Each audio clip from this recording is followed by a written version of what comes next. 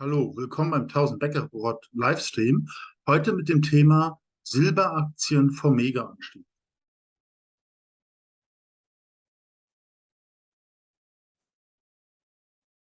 Disclaimer: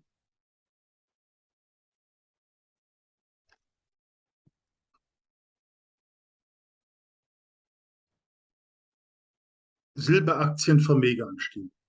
Silber konsolidiert nach einer kleinen Rallye seit dem Tief im Juli weiterhin innerhalb einer fallenden Kanalformation. Die nächste Etappe sollte Silber in den kommenden Tagen Richtung 25 $ bringen. Der wichtigste Widerstand ist bei ca. 28 $. Dieser könnte im Herbst erreicht werden und Junior-Goldaktien um den Faktor 0 bis 10 auf ca. 1 $ steigen lassen. Im weiteren Verlauf sollte Silber bis Q1, Q2 2023 nach dem Durchbrechen der Widerstandszone über 30 steigen und seinen Weg Richtung 35 oder mehr nehmen. Junior-Goldaktien werden sich dann noch einmal oder verzehnfachen, was bedeutet, dass sie sich von dem Tiefpunkt aus insgesamt ver50 bis verhundertfachen könnten und im Bereich von 5 bis 10 $ befinden, die wir gleichzeitig auch als Verkaufszone betrachten. Ähm, ja, hier ein Beispiel eines angehenden Silberproduzenten, der in den USA operiert, 166 Millionen Unzen Mediumgrad hat, nur 36 Millionen Dollar Marktkapitalisierung und 5 Millionen Unzen pro Jahr produzieren will. Also was wir glauben, diese letzte Korrektur hat diese typischen Silberaktien eigentlich im Grunde genommen absolut dezimiert. Sie sind mehr oder weniger von 1 $ abgestraft worden und 80% teilweise gefallen. Sie haben aber jetzt ihren Boden wiedergefunden. Und wenn das jetzt passiert, dass Silber Richtung 28 $ ist, dann ist es sehr, sehr, sehr wahrscheinlich, dass diese Goldaktien wieder um 1 $ oder vielleicht sogar mehr oszillieren. Das ist sozusagen die erste Stufe des Gold- und Silberaktienanstiegs, das vielleicht bei diesen Penny Stocks Verfünf- und Verzehnfachung bringt bis ca. 30 $. Und wenn es dann in 35 $ oder mehr geht, kann es auch in den Mehr-Dollar-Bereich gehen. Also von 1 auf 2, 3, 4, 5. In einigen Fällen vielleicht, wenn Silber am Ende dann 45, 50 oder 55 $ erreicht, sogar bis 10. Diese Aktien kennt man natürlich nicht im Vorfeld, aber bei der jetzigen Unterbewertung, also Aktien, die eine Produktion haben, die große Ressourcen haben, die im sicheren Rechtsgebiet gehen, die können im Grunde genommen Profiteur dieser Silbermania sein. Also ich sehe das auch absolut die größte Chance seit langem, dass jetzt Silber zurückschnappt, mehr oder weniger Richtung ungefähr 50, wahrscheinlich drüber hinaus, und also ein höheres Hoch als das letzte Silberhoch haben. Und das dürfte für diese Silberaktien absolut lukrativ sein. Vor allen Dingen von der aktuellen Druckung aus. Ich meine, vor einiger Zeit hätten sie noch für diese Aktie hier 80 Cent bezahlen müssen, 1 $, 1,20 $ und jetzt können sie die für unter 20 kriegen, 20 Cent. So, und wenn diese Aktie dann Richtung 1 $, 3, 4, 5, vielleicht sogar 10 steigen sollen und man hat dann beispielsweise 5000 Aktien da investiert, was im Grunde genommen ja äh, nicht viel ist, kein großes Investment, könnte aber dann in einer absoluten Stimme dann Höhepunkt in 25.000 $ sein oder 50.000 $. Absolut enorm. Und genau auf diesen Hebeleffekt setzen wir. Und ich denke, gerade jetzt bei Silberaktien deutet sich jetzt mit dem bevorstehenden Silberpreisanstieg wirklich ein einmaliges Event an, das es so in dieser Form auch nicht mehr wieder gibt. Sie müssen sich einfach bewusst sein, Silber ist mehr als 50% unter dem alten nominalen Hoch von 1980. 1980 war ja Gold bei 850 $, Silber bei 50 und jetzt sind wir irgendwo bei 20 bei Silber. Und das trotz dieser seitdem gedruckten riesigen Mengen. Also das ist unglaublich. Und wir sollten zumindest das Ereignis verwenden, dass es zumindest das alte nominelle Hoch dementsprechend bald wiedersehen. Und das bedeutet ja dann diese enorme Chance eben bei Silberaktien. Ja, das ist es im Grunde genommen. Und auch da gilt, man muss zwischen mehreren Aktien verteilen. Es gibt keine Garantie, welche das machen. Es können A, pleiten gehen. Man muss auf die Rechtsgebiete achten. Die Aktien können übernommen werden und es kann andere Schwierigkeiten geben. Aber wie dem auch sei, die Chance ist da und gerade jetzt bei der aktuellen Korrektur, die noch anhält, aber nicht mehr so lange anhält. Sie sehen ja, 25 $ dürfte in den nächsten Wochen erreicht werden. Ich glaube dann nicht, dass Sie solche Aktien noch für 10 oder 20 Cent dann kaufen können. Ja, Gold- und Silberproduzent mit Operationsgebiet Brasilien, Peru, insgesamt hohes Risiko. Also das Unternehmen konzentriert sich auf den Betrieb der Tucano-Mine, Goldmine in Brasilien, wo das Unternehmen ein Landpaket von fast 200.000 Hektar im aussichtsreichen Vila Nova Grün Steingürtel kontrolliert. Das Ziel ist es, die Exploration zu investieren und das Potenzial der Tucano-Goldmine zu erschließen, Ressourcen zu ersetzen, die Lebensdauer der Mine zu verlängern und neue Entdeckungen zu machen. Also, die Tucano-Goldmine liegt entlang des Vila Nova Grünsteingürtels. Das ist Teil des Guyana Shields, das sich ja dann Nordbrasilien, Französisch-Guyana, da hatte ich auch gestern drüber berichtet, ähm, da dann lang zieht und es dementsprechend von den Minen abgebaut wird. Und das ist natürlich auch schon viel geschehen. Ähm, Es ist ein hochgradiges Untertageprojekt mit einer großen unerforschten Landpaket in Distriktsur. Das ist das Interessante. Die haben riesige Gebiete und sie haben schon enormen Cashflow und Verarbeitungskapazität bestehen. Das heißt, sie haben Cashflow, sie sind damit abgesichert, mehr oder weniger, und können die Exploration und die Ressourcenauswanderung, Erweiterung vorantreiben. Das ist immer attraktiv. Sie haben natürlich dementsprechend eine Mühle mit einer Verarbeitungsanlage von 10.000 Tonnen pro Tag. Ja, die Produktionsprognose für 2022 sind 85.000 bis 100.000 Unzen auf dem einen Gebiet. Dann haben sie noch ein anderes Gebiet, das Urucum North, konzentriert sich auf eine Mineralisierung von 5 Gramm pro Tonne, auch hochgradig, was 40.000 bis 50.000 Unzen Gold hinzusteuern dürfte.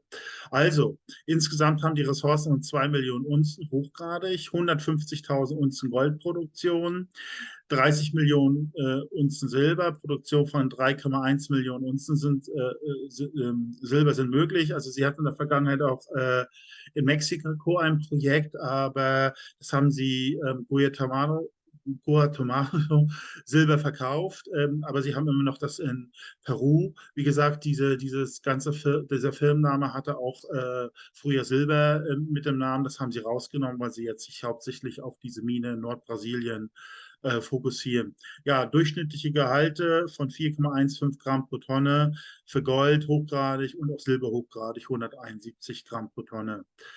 Wenn man das in den Potentialfaktor reintut, die haben aktuell eine Marktkapitalisierung von 63 Millionen, könnte die Aktie bis 2.500 Gold um das 41-fache steigen. Das heißt, die Aktie ist jetzt bei 1,3, rein theoretisch auf 53 $. Aber Sie wissen, das ist nur ein reiner Potentialfaktor, einfach um die Minen vergleichen zu können.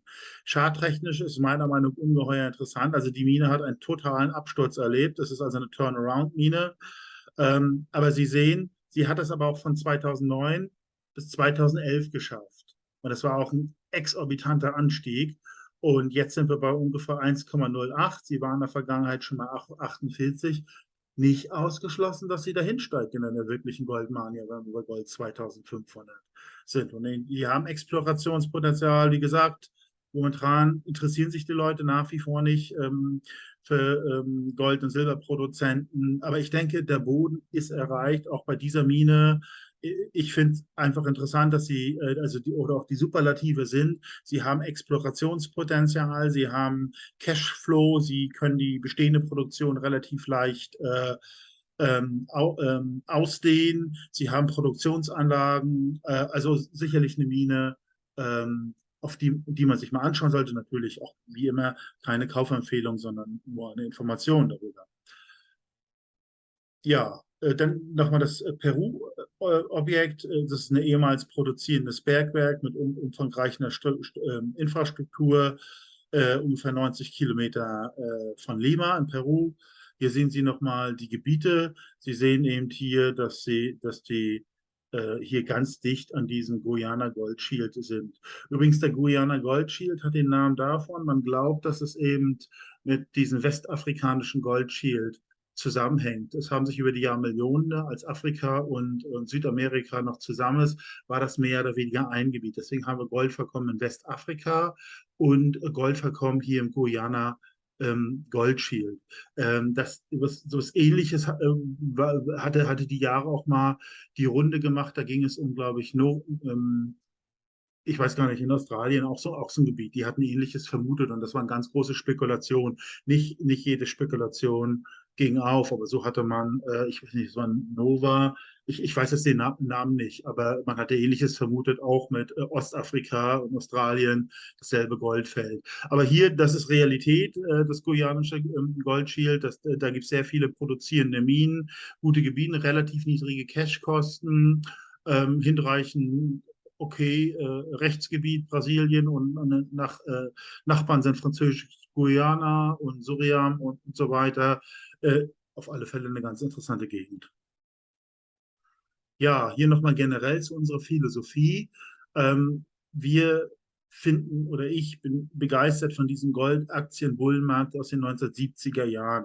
Da existieren hier diese Zahlen, dass einige Goldminen um das X-fache gestiegen sind. Ne? Also hier von 5, 10er, 20 Cent auf hier 20, 30, teilweise 40 Dollar. Also aus 1000 Dollar konnte man 50.000, 100.000, in einigen wenigen Fällen bis zu einer Viertelmillion machen. Natürlich träumen wir auch von solchen Gewinnen. Eins zumindest ist vergleichbar. Wir sind völlig am Boden mit unseren Goldaktien. Es ist ja extrem negative Stimmung. Und die Wahrscheinlichkeit, dass ein Goldanstieg und Silberanstieg eben auch vor allem bevorsteht, ist relativ groß. Also die Statisten, zumindest die ich verfolge, sagen diese Zahlen eher. Erstmal 2000, klar, 2300, vielleicht 2500, einige 2700.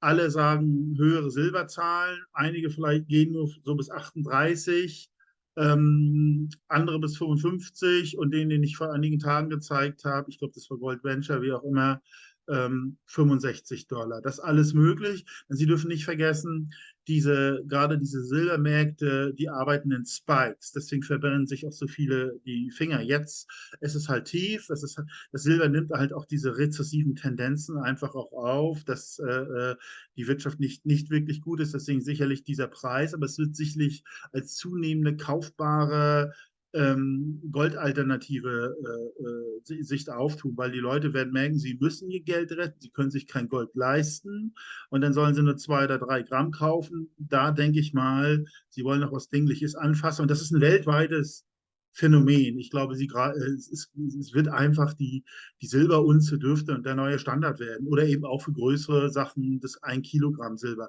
Das kennen viele auf der Welt, das kann man leicht austauschen. Also ich denke schon, dass am Ende doch wirklich eine Silbermania kommt. Am Ende müssen sich auch Fragen einstellen, wenn Sie irgendwo was kaufen, vielleicht. Es kostet vielleicht 50 oder 100 Franken. Die Frage wird kommen von der Verkäuferin, ach, haben Sie nicht auch eine Silberunze? Das ist für mich auch okay. Und einfach nur, weil die Leute ab irgendeinem Punkt sicherlich das Vertrauen generell in die Währung verlieren werden. Ja.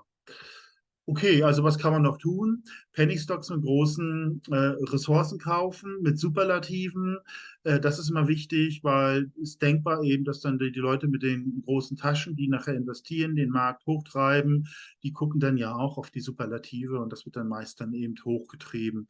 Ich habe da, wie gesagt, solche sogenannte Super-Goldstock-Watchlists, was aber nicht nur Goldaktien, auch Silber natürlich, zusammengestellt. Aktien mit derartigen Superlativen, wo es vielleicht solche Entwicklungen kommen könnte. Auch da kann man sich nie auf die Einzelaktie fokussieren. Es ist immer irgendwo ein Verteilen, ein Nachkaufen, ein Beobachten. Es ist auf alle Fälle ein Prozess, weil das gibt es nirgendwo, dass man die Information bekommt, diese Aktie wird in so 50 oder 100-facher steigen. Das gibt es nicht. Das ist immer auch ein bisschen Quäntchen Glück und das gibt es nicht mit Vorhersage. Aber man kann in den Typus dieser Aktien, die das hervorbringen könnten oder die das in der Vergangenheit, also mit diesen Superlativworten, die es in der Vergangenheit gaben, haben solche Entwicklungen hervorgebracht oder auch reale Ressourcen. Und wenn wir in eine ähnliche Aktien mit einer ähnlichen Thermologie, mit ähnlichen Aufstellungen investieren, haben wir möglicherweise in diesem Goldboom durchaus einige gute Performer dabei. Ja, nochmal zum 1000-Becker-Report.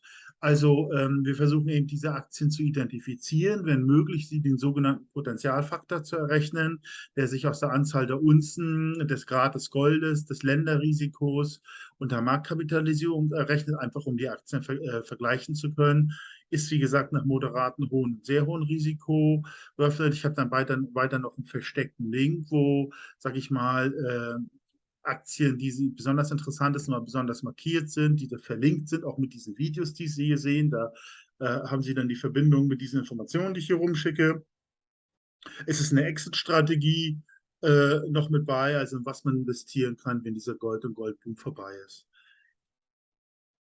Einlagen von Gold und Silber bei einer Einkaufsgemeinschaft für Sachwerte. Hier finde ich interessant, das ist ein gutes Vehikel, eine Überweisung und es braucht nicht eine Mindestüberweisung sein und sofort ist ihr Geld auf dem Edelmetallkonto im zollfrei Lager in der Schweiz einfach gut geschrieben. Sie können es genauso leicht verkaufen.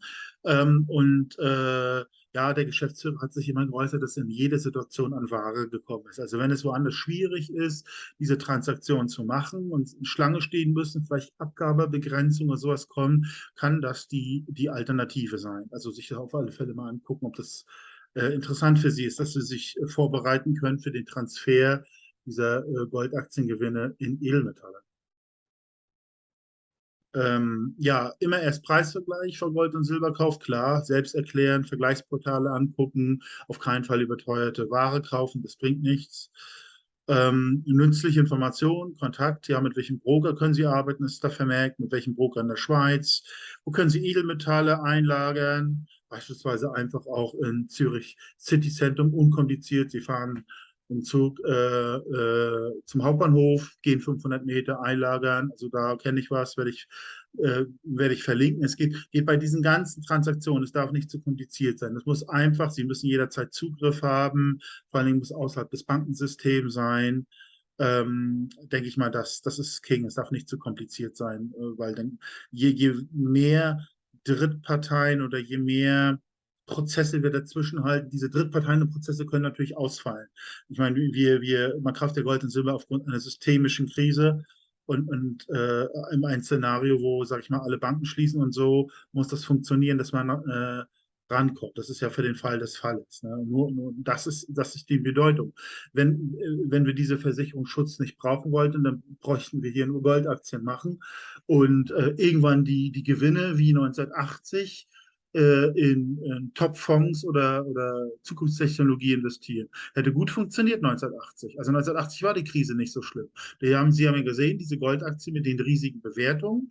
Der beste Kauf wäre damals gewesen, Berkshire Hathaway, einfach Nasdaq, Index kaufen, Top-Aktien, vielleicht eine andere Fonds und man hat nie wieder ein finanzielles Problem gehabt, weil die haben sich dann von dieser Spitze einfach immer nur die 20 Jahre dann aufwärts bewegt. Ähm, Klar, man könnte sagen, es war noch die Fiat-Geldzeit, die USA hat den Kalten Krieg gewonnen und so viele Sonderfaktoren, richtig. Trotzdem, eins wird sich nicht ändern. Es wird irgendwann diesen Run in Gold und Silber, an dem auch Goldaktien geben, und der ist irgendwann vorbei. So, wenn diese Situation kommt, und dann muss es Alternativen und dann muss es Anlagevehicles geben. Und, wir müssen dann in gute Aktien der dann geltenden Zeit investieren. Und das sind aus jetziger Sicht gut aufgestellte Unternehmen, wie zum Beispiel Bayersdorf oder L'Oreal, die den klassischen Burggraben, nennt man das ja, haben, also auch einen Wettbewerbsvorteil gegen andere. Die haben die Patente in einer Krise, werden die gegenüber Gold auch 95 oder einige sagen ja wie Egon von Gress 99% Verlust lassen, aber eben nicht alles.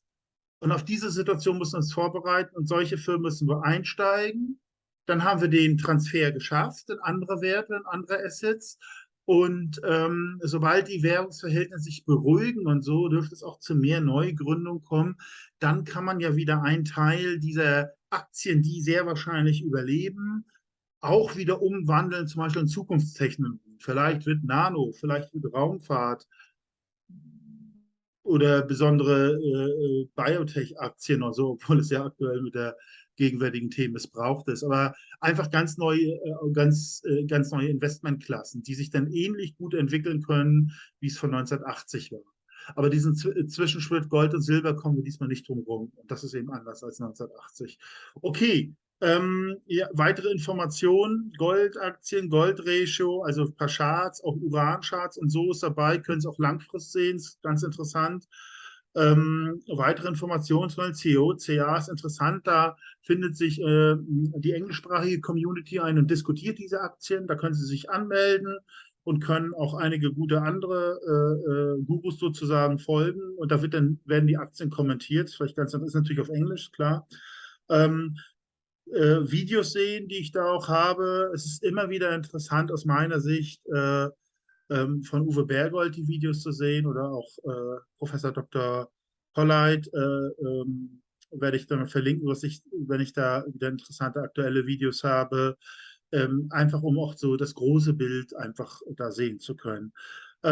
Ja, also wenn Sie mich kontaktieren wollen, weil Sie vielleicht Zustellungsprobleme oder einfach generell Fragen haben, stehe ich Ihnen zur Verfügung, eine Mail schreiben oder ich mich auch kurz anrufen. Ich würde mich dann bei Ihnen wieder melden.